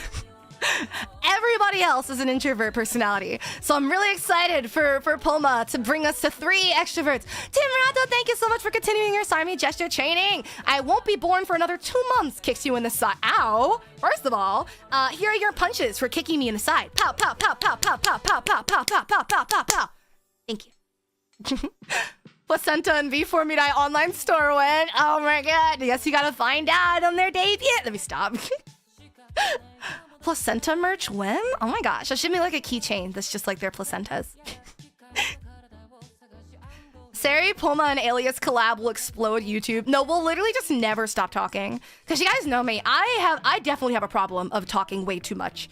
I talk pretty much in every situation. If a lot of people are talking, I'm also talking a lot. And if nobody is talking, I'm talking a lot. If I'm nervous, I'm talking a lot. If I'm scared, I'm talking a lot. If I'm stalling, I'm talking a lot. I talk so much. And 9 times out of 10, if you were to ask me, oh, what have you been talking about? I will not remember. Not a problem while being a streamer. I mean, it's not a problem for a streamer, but it makes collabs hard. Because then I'm watching the collab back and I'm like, oh my God, I never shut up. And I feel like I'm being rude, but I really just like, it just doesn't click in my brain when I'm talking over people. And I feel so bad watching it after. And then like, someone will like let me know. They'll be like, oh, you're talking over people kind of a lot. And then I just like shut down. I'm like, not that it's justified for me to feel bad, but I get like embarrassed. I'm just like, oh shoot, you're so right. Oh my God, I never want to talk again. But yeah, it's really hard like keeping it up with because I just get so excited and like in true extrovert fashion, I genuinely like draw energy from being around other people. Because you know, a lot of people, they'll say that like when they need to recharge their social battery or like if they need to recharge their just like general battery, they need to be alone by themselves. I have to be around people 24/7. I literally feed off of their energy like a vampire. I need to be around people. And like the more people I'm around, the more amped up I get. And like if they're excited, I'm like 10 times more excited. I'm like so just yap, yap, yap, yap, yap, energy, energy, energy, energy. And then I'll like get so caught up in the moment of like making like a fun time. And then I'll watch the stream back and I'm just like, oh my God, I talked so much. I talked over people so much and didn't even notice. Huh. You and Abby was so fun because she would stay quiet nodding while you yapped for 2 minutes. Yeah, that'll do it. That's pretty much it. I think the other thing is because my older siblings are like, there's a decent like age gap between me and my older siblings, except for my immediate older sibling Genesis. But it was a lot of like my relationship with my older siblings was just a lot of like me talking and getting ignored. So I got really used to just like talking to myself to get myself entertained, and not like talking to myself like, how are you, Serena? I'm great, Serena. Just like I'm really good at having a one-way conversation, which again is a really good streamer trait, not the best collab trait, because I could just keep piggybacking off of topic to topic to topic, and I never stop talking, and it doesn't give people the opportunity to talk and have an even conversation with me. I'm so annoying. But yeah, it was like something I picked up on because my siblings would just ignore me and not want to talk to me. Energy vampire, the opposite of Maria. What do you mean? Yeah, that must be how I got that, except with my parents. Yeah, that was the other thing. They have 4 kids. My parents also didn't really listen to me much. I kind of was just talking to the wall. What's your favorite topic? Ooh. I feel like lately Omegaverse has been on the mind a lot, but I don't know if that's my favorite topic. That's an interesting question. Favorite topic? Because that could be like anything. Like what category? Like what do you mean? Like favorite topic? I think I like talking about my hobbies the most, probably. Because you guys know I can get really like in depth when I'm talking about what goes through my head whenever I'm making music or if I'm dancing or performing and stuff like that. But yeah, I really like talking about like the creative arts that I'm interested in and performative arts. We're back to blonde yandere anime voice. How did you know? Who told you that? Who told you? There's a leak. There's a leak. Oh my God! Did this stream announcement ever go out? Oh, it did. Okay. Phew. Yeah. My favorite topic is yandere anime voice. Okay, and yandere anime women. Don't get it twisted. What's this? Oh, announcements. Okay. Oh yeah, I gotta make my announcement about the whole clipping program. I don't know if you guys saw, but V4Mirai has an official clipping program now. If you were already gonna be clipping us anyway, you might as well get paid for it. Ooh, she's in the valley. What? I'm gonna lurk. Thank you for the beautiful cover, Sari. Thank you so much. Have a nice day. Thank you for lurking. You signed? Let's go! Thank you. I have to make my graphics still with the post mine. I've been watching the Discord bot today. Oh, thank you. The Discord bot never freaking posts when I go live for some reason. It puts me in timeout when I don't stream for a bit. It's just like, nope. Jail. Silenced. What are you guys doing in the Discord? I'm a little curious. What is this? Oh, the pen lights? Wait. Oh! Asia cute.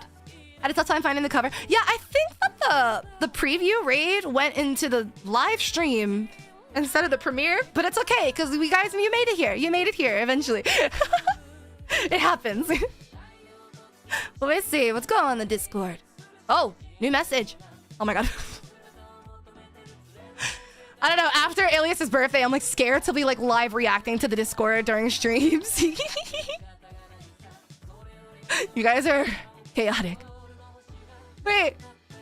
Thanks to Sarah, I understood this tweet. What is this? So I don't really know anything about AO3 culture. I just read whole fanfiction sometimes. So last night I found a high-rated Chrome story marked Omegaverse, and I thought, oh, it means like multiverse, right? Like AU?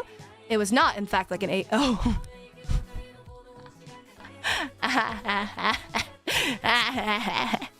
You guys see? What am I telling you? What did I tell you? I'm literally giving you guys education. Free education here.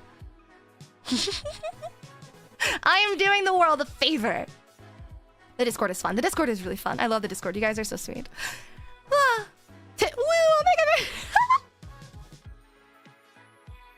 Wow. Okay, let's get back on topic though. Are there any other questions in regards to my latest cover release of Fukashigi no Karte solo version? Or is there maybe any questions about any of my past original music or past covers or anything in the music sphere that I can answer? Don't try to get any leaks out of me because you're not gonna. That's certainly what I thought Omegaverse meant until you thrust that information into my life without consent. You clicking the stream was consent, okay? It was titled and thumbnailed accordingly. Don't blame me. Don't blame me because you were intrigued enough to continue watching. I don't know if you already answered this, but are there any other covers being made? I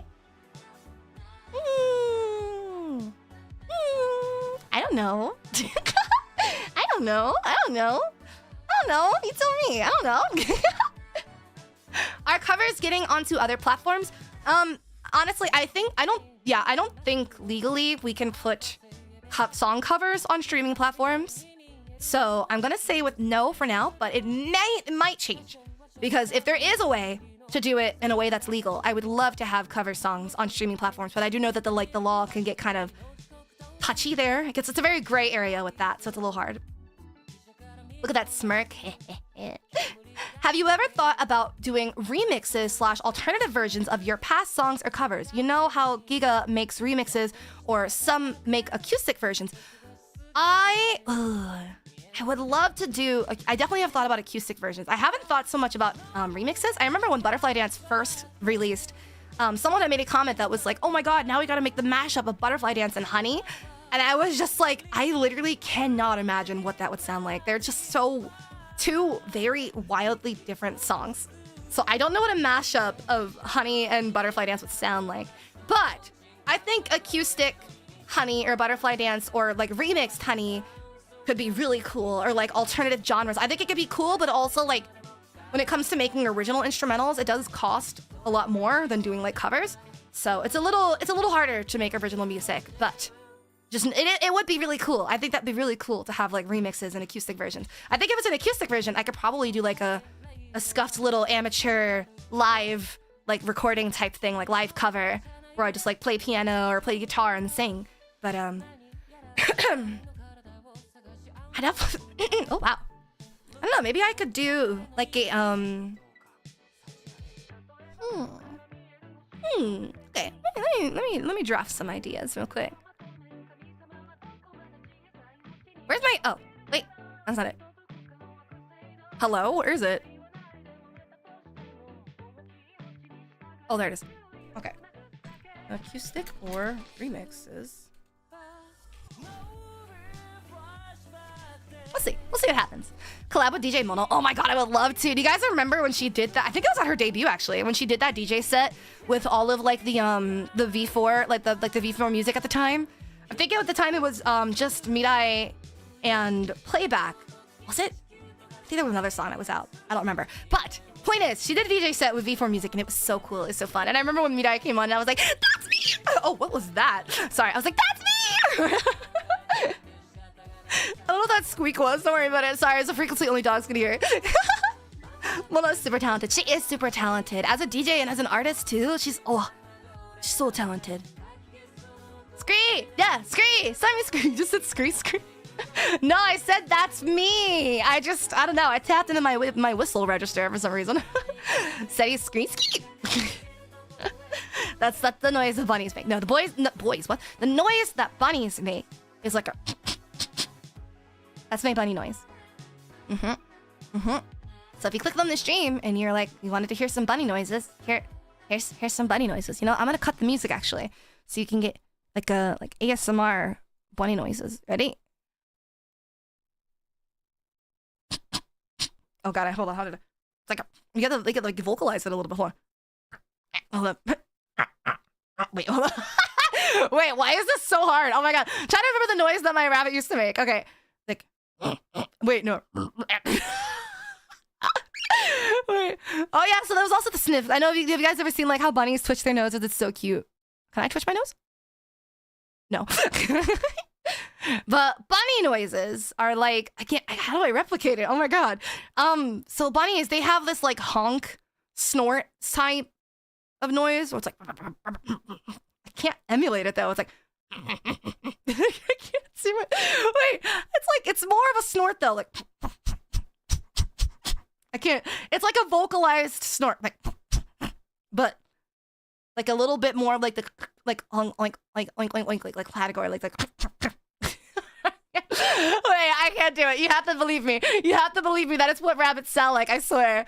What does the bunny say? The bunny stomps in annoyance and then they honk. So like a... No!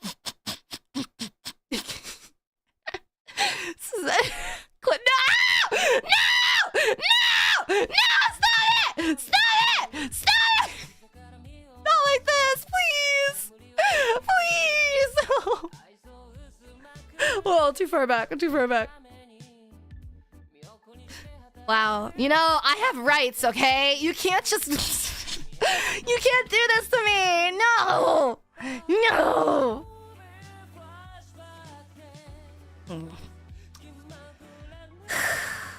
Anyway. If anyone out there owns a bunny, you know what I'm talking about, okay? I know what I'm talking about. But yeah, they make this like grunt. That's what it is. I'm trying to grunt. How do you grunt? I can't. Okay. That's the noise they make. That's what rabbits do. They go like through their nose. Like. Isn't that so cute? Either that or they stomp on the floor when they're angry. But yeah, all the noises I heard from my rabbit was just like the honking or the I feel like there's another noise they make. I feel like there's another noise that rabbits make, but I can't remember. Hold on, let me look this up actually. Ah! Not that. What noises do bunnies make? Again, they're prey animals, so they're not supposed to make a lot of noise. They growl, grunt. Oh yeah, the clucking. So clucking is when they like rub their teeth together, and it's like this. I don't know if you can hear it, but like sound. Oh yeah, screaming. That's what's called honking. They do scream. My rabbit never screamed per se. I think there were a couple times where she got like spooked and would like whimper, but I've never heard her scream. Because like that's like the sound they make when they're like about to die. I haven't heard her scream, but they can scream really freaking loud. I've seen videos of rabbits screaming, but not my rabbit. But yeah, the main noises my rabbit made was just like thumping. She had a lot of zoomies 24/7. She was always bouncing all over my room because she was a free roam rabbit in my bedroom. Because, you know, castle. But she would run around a lot, flop all over the place. I remember reading when I first found out that bunnies only flop when they feel super safe and secure, and this hoe was just flopping all over the place, and I was like, all right, I'm glad you feel like you own the place, I guess. But yeah, the honking, or what is it? The honking. Yeah, honking. Yeah, the honking only really happened if I would try to take her toy from her. I remember one time she honked and bit my dad because he gave her a strawberry. And he tried to pick it up again, and I was like, don't do that! And he reached for it, and she was like, nuh-uh! And she bit him. Don't take food from an animal after you place it in front of them. You learn the hard way. But, yeah, mainly just the thumping, honking, occasional whimper. I think it was when we first got her and stuff, or if she missed me. Because I was in school at the time, so I would have to leave her in the crate from time to time. Because I wanted her to be free roam, but she was also very destructive and she'd shoot on everything. So I couldn't let her free roam in my room while I wasn't home. So she would have to be in the crate during the day, and then I would take her out when I got home, and she wasn't happy about that. But then eventually I learned how to bunny proof my room so that she could free roam 24/7. And I left her crate there because she did like associate it with like a level of safety. She kind of saw it as like a hiding spot. So I just left the door open so she can go in and out as she pleased. But yeah, I got a lot of wires damaged in the process of my attempt at bunny proofing. If I put food in front of you and try to take it, then you bite me? Well, no, because I'm not a... I'm contradicting myself, aren't I? No. I would not bite you in that context. I would just guilt trip you and make you feel bad. I'm just gonna look at you like, what? Wait, hold on. I'm just gonna give you those eyes, you know, just like, how dare you? My dog ate tons of slippers. Oh my gosh, we had a Yorkie growing up. He was actually really, really well behaved. He never got into anything he wasn't supposed to, but I also had a puppy. Not very well behaved. Said he's a bunny girl, not a bunny bunny. Exactly, I'm a bunny girl. What context would you bite us then? I don't know. I don't know. I mean, I'm not really a biter. I know I used to bite people when I was a kid, and sometimes I'll bite out of affection. I remember I was hanging out with Genesis, and I was like, "Can I have a hug?" And they were like, "No." And so I bit them on the shoulder, and they were like, "No." If you don't know, Genesis is my older sibling. She's a bunny girl in the bunny world. Indeed, indeed. Bunny Rena. Sarabies. Oh yeah, you don't want Sarabies. You don't know what I got. I got the cooties. But yeah, I don't know. I guess to kind of wrap things up a little bit, we'll get back to the topic. Thank you guys so much for supporting me with yet another song cover. I hope you guys liked it. Again, it was a very new experience for me, out of my comfort zone a bit in terms of like the song itself and like the recording process and like and the style and everything. But regardless, it was a lot of fun, and I'm still very, very happy with the end product. I'm also excited to be here in this adorable bunny outfit. Yay! Let me... don't worry about that. Don't worry about that. I have a... Don't worry about it. Hold on. Too far. Okay, hold on. Here's the full outfit. Here's the full outfit. When are we gonna get to see the full model? This is the full... No, hey, put the camera back down. This is the full... This is the full outfit, okay? There's nothing else down there. Don't worry about it. Don't worry about it. I have normal functioning legs like everyone else, okay? Don't worry about it. Don't worry about it. Don't worry about it. Don't worry about it. Don't worry about it. You see, I've got my thigh highs, and that's it. That's all that matters. Now...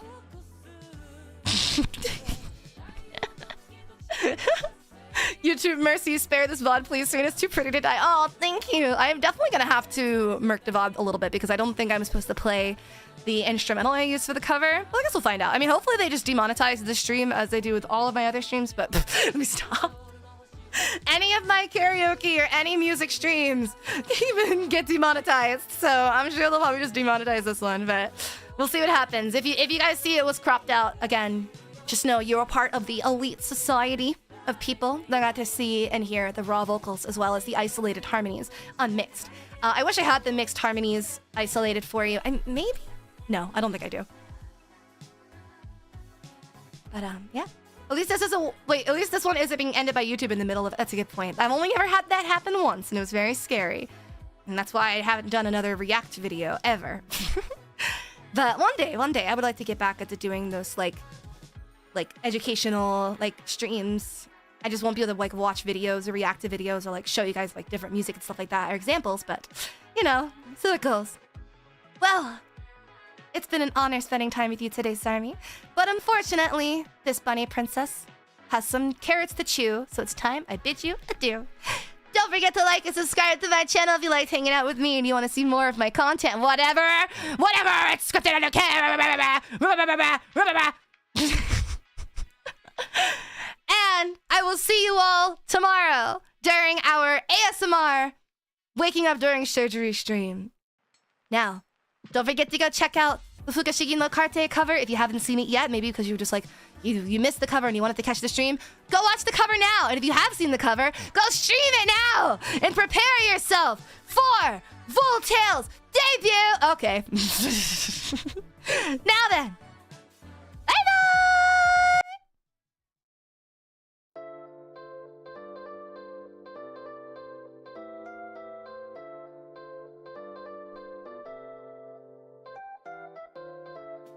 Yeah.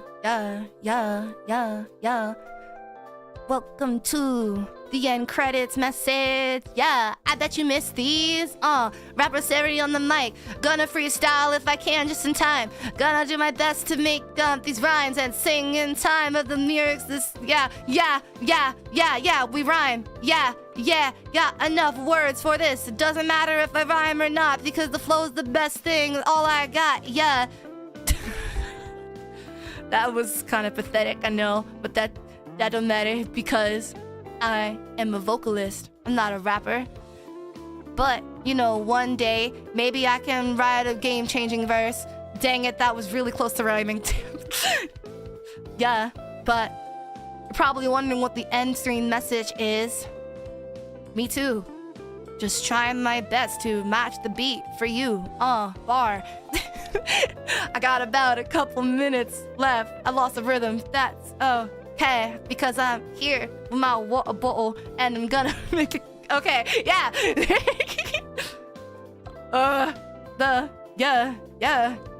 Yeah. Break it down now.